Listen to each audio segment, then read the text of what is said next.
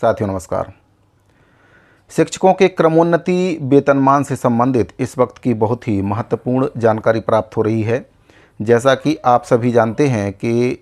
बहुचर्चित सोना साहू प्रकरण में हाई कोर्ट से आदेश होने के बाद उनके क्रमोन्नत वेतनमान का जो अतिरिक्त वेतन बच रहा था उसका भुगतान राज्य सरकार के द्वारा कर दिया गया है। उनके खाते में राशि भी अंतरित हो गई है और इस आधार पर वे सभी शिक्षक जो ये उम्मीद कर रहे थे कि अब उनको भी शायद क्रमोन्नति वेतनमान का लाभ सरकार देगी और इसको लेकर एक जनरल ऑर्डर जारी किया जाएगा,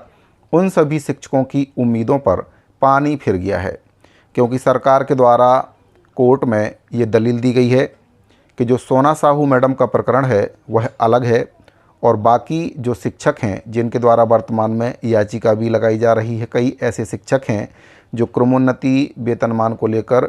याचिका लगा रहे हैं। सोना साहू मैडम का जो प्रकरण है उसको आधार बनाकर उनके द्वारा याचिका लगाई जा रही है। लेकिन आपको यहाँ पर मैं बताना चाहूँगा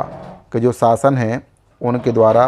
कोर्ट में ये दलील दी गई है कि जो सोना साहू का प्रकरण है वह अलग है और बाकी जो शिक्षक इस आधार पर याचिका दायर कर रहे हैं उनका प्रकरण अलग है।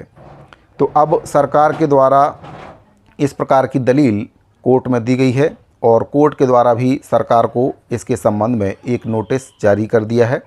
और नोटिस जारी करके सरकार से ये पूछा है कि जो सोना साहू मैडम का प्रकरण है वह किस प्रकार से बाकी शिक्षकों से अलग है। अब इसकी जो अगली सुनवाई है जब तक वह नहीं हो जाती है तब तक जो शिक्षक हैं वे काफ़ी चिंतित हैं कि उनको क्रमोन्नति वेतनमान का लाभ मिलेगा या फिर नहीं मिलेगा। जिस प्रकार से सोना साहू मैडम का क्रमोन्नति का प्रकरण हाई कोर्ट के द्वारा हल किया गया है, क्या उनका भी प्रकरण इसी प्रकार से हल किया जाएगा। आपको बताना चाहूँगा कि शिक्षक संघों की तरफ से भी इसके संदर्भ में प्रयास तेज कर दिया गया था, लेकिन क्रमोन्नति वेतनमान के लिए जो जनरल ऑर्डर है उसकी उम्मीदें जो शिक्षक लगाकर बैठे हुए थे उनकी उम्मीद पर पानी फिर गया है और शिक्षकों को जो क्रमोन्नति वेतनमान का लाभ है वह आसानी से मिलने वाला नहीं है, क्योंकि सरकार भी कहीं ना कहीं इसमें पैंच फंसाने में लगी हुई है। दरअसल हाई कोर्ट में क्रमोन्नति के मुद्दे पर जो याचिकाएं दायर की गई थी उनके प्रकरण पर सुनवाई के बाद राज्य सरकार की तरफ से ये बताया गया कि सोना साहू मैडम का जो प्रकरण है वह अलग है, उन्हें भुगतान कर दिया गया है, लेकिन बाकी शिक्षक जो इस आधार पर याचिका दायर कर रहे हैं उन्हें इसका लाभ दे पाना संभव नहीं है। यानी कि क्रमोन्नति वेतनमान का लाभ सोना साहू मैडम के केस के आधार पर उनको दे पाना संभव नहीं है। राज्य सरकार की तरफ से भी हाई कोर्ट को ये बताया गया कि क्रमोन्नति को लेकर शिक्षकों के जो आवेदन हैं इसी आधार पर अमान्य भी किए जा रहे हैं। शासन का जवाब सुनने के बाद हाई कोर्ट ने राज्य शासन को नोटिस जारी कर दिया गया है और उनसे अब ये स्पष्ट करने को कहा है कि आखिर जो शिक्षक बाद में याचिका दायर कर रहे हैं क्रमोन्नति वेतनमान देने को लेकर सोना साहू मैडम के केस के आधार पर, आखिर उनका प्रकरण किस प्रकार से भिन्न है। आपको बताना चाहूँगा कि कोर्ट में दो अलग अलग क्रमोन्नति प्रकरणों में हाई कोर्ट ने शासन को नोटिस भेजकर जवाब मांगा है। हाई कोर्ट में मेमराम साहू और राज्य सरकार प्रकरण की सुनवाई हुई थी। जस्टिस BD गुरु की बेंच में हुई सुनवाई में ये प्रकरण भी क्रमोन्नति के भुगतान के संदर्भ में था, जिसमें हाई कोर्ट में राज्य सरकार की तरफ से ये बताया गया कि सोना साहू के क्रमोन्नति का प्रकरण अलग है जबकि बाकी शिक्षकों का मामला अलग है, जिसकी वजह से सभी शिक्षकों को सोना साहू मैडम के प्रकरण के आधार पर भुगतान नहीं किया जा सकता है। अब राज्य सरकार की तरफ से जारी नोटिस के जवाब में शासन को स्पष्ट करना होगा कि सोना साहू के क्रमोन्नति प्रकरण से बाकी शिक्षकों का क्रमोन्नति प्रकरण कैसे अलग है। छत्तीसगढ़ उच्च न्यायालय में सोना साहू जैसा क्रमोन्नति केस की कई प्रकार से इसमें जो केस लगाए गए थे उसकी सुनवाई हो रही थी, जिसमें राज्य शासन के जो अधिवक्ता हैं उनके द्वारा कहा गया कि सोना साहू का जो ऑर्डर है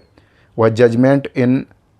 पर्सोनम था, ना कि जजमेंट इन रेम, और इसी आधार पर यह कहा गया है कि 29/4/2025 को एक राज्य शासन द्वारा सर्कुलर निकाला गया जो कि रिट पिटीशन के जवाब के साथ प्रस्तुत किया जाएगा। इसीलिए दोनों पक्षों को सुनने के बाद उच्च न्यायालय के जो न्यायाधीश हैं उनके द्वारा इस संबंध में जवाब प्रस्तुत करने के लिए राज्य शासन को समय दिया गया है। आपको बताना चाहूँगा कि क्रमोन्नति वेतनमान को लेकर जो शिक्षक हैं वे आए दिन हाई कोर्ट में याचिकाएं लगा रहे हैं और इसको लेकर बहुत सारी याचिकाएं हाई कोर्ट में अब तक लग चुकी हैं। ऐसे में शिक्षकों को राज्य सरकार की तरफ से जो जवाब आने वाला है उसका इंतज़ार करना चाहिए कि किस प्रकार से जो सोना साहू मैडम का प्रकरण है वह बाकी शिक्षकों से अलग है और उनको इसका लाभ आखिर क्यों नहीं मिल सकता है। जब तक सरकार इसका जवाब नहीं दे देती है तब तक शायद शिक्षकों को इंतज़ार करना चाहिए शासन के जवाब का, और जैसे ही शासन के द्वारा इसका जवाब दिया जाता है इसके बाद फिर वे एक बार इस पर रणनीति बना सकते हैं और आगे की जो कार्रवाई है वे इस पर करने के लिए स्वतंत्र हैं। लेकिन इससे पहले अगर कोई भी कार्रवाई या नई याचिका वे लगाते हैं तो उनको अभी फ़िलहाल इंतज़ार करना होगा। जैसे ही शासन का जवाब आएगा और ये स्पष्ट होगा कि बाकी शिक्षकों के द्वारा जो प्रकरण दर्ज कराया गया है वह और सोना साहू मैडम का जो प्रकरण है वह कैसे अलग है, क्योंकि अगर सेम तिथि में उनकी ज्वाइनिंग हुई है, उसी सन में उनकी नियुक्ति हुई है, तो फिर प्रकरण कैसे अलग हो सकता है। तो इसको देखना होगा कि शासन के द्वारा क्या कुछ जवाब दिया जा रहा है, क्योंकि शिक्षकों की संख्या काफ़ी ज़्यादा है और ऐसे में कहीं ना कहीं सरकार इतने सारे शिक्षकों को क्रमोन्नति वेतनमान दे पाने में कहीं ना कहीं असमर्थ अपने आप को महसूस कर रही है। इसी वजह से सरकार के द्वारा ये पैंच फंसाए जा रहे हैं ताकि शिक्षकों को क्रमोन्नति वेतनमान का लाभ ना देना पड़े, क्योंकि इससे सरकार के ऊपर